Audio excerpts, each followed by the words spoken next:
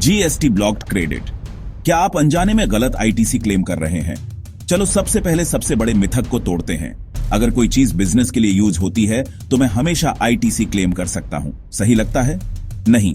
CGST act का section 17(5) कुछ credits पर रोक लगाता है, भले ही वह असली बिजनेस यूज के लिए हो।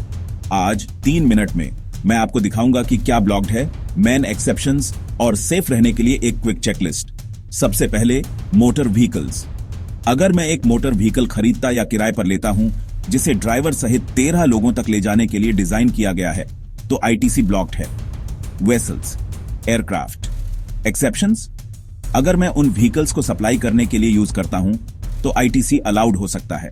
पैसेंजर्स को ट्रांसपोर्ट करने के लिए यूज करता हूं तो आईटीसी अलाउड हो सकता है। लोगों को ड्राइव वो फ्लाई नेविगेट करने की ट्रेनिंग देने के लिए यूज करता हूं तो आईटीसी अलाउड हो सकता है। या व्हीकल्स बनाने के लिए उनका यूज करता हूं तो आईटीसी अलाउड हो सकता है।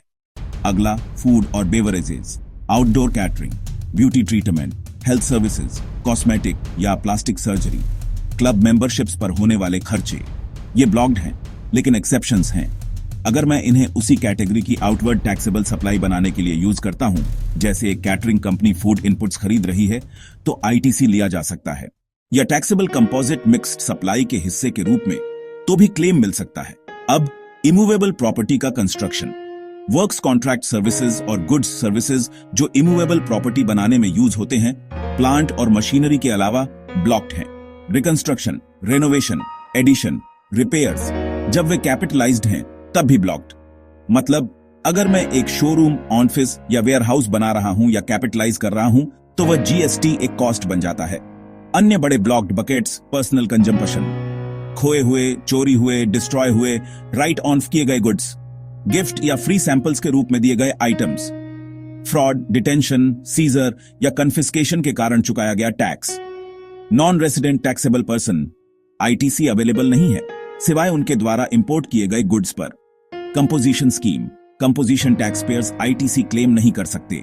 एम्प्लॉय ट्रैवल पर्क्स जैसे एलटीसी या लीव ट्रैवल बेनिफिट्स ब्लॉक्ड, जब तक कि कानूनी रूप से प्रोवाइड करना अनिवार्य न हो। यह इतना स्ट्रिक्ट क्यों है? 3 कारण: दुरुपयोग रोकना, एडमिनिस्ट्रेशन सिंपलीफाई करना और रेवेन्यू प्रोटेक्ट करना। ठीक है, मैं अपना आईटीसी क्लीन कैसे रखूं? Quick checklist. Vehicles ITC claim कर रहे हैं, सुनिश्चित करें कि आप रीसेल, पैसेंजर ट्रांसपोर्ट, ट्रेनिंग या मैन्युफैक्चरिंग के दायरे में आते हैं, वरना नहीं। फूड, कैटरिंग, क्लब, हेल्थ तभी क्लेम करें जब आप उसी कैटेगरी की सप्लाई करते हैं या यह टैक्सेबल कंपोजिट मिक्स्ड सप्लाई का हिस्सा हो। डॉक्यूमेंट रखें।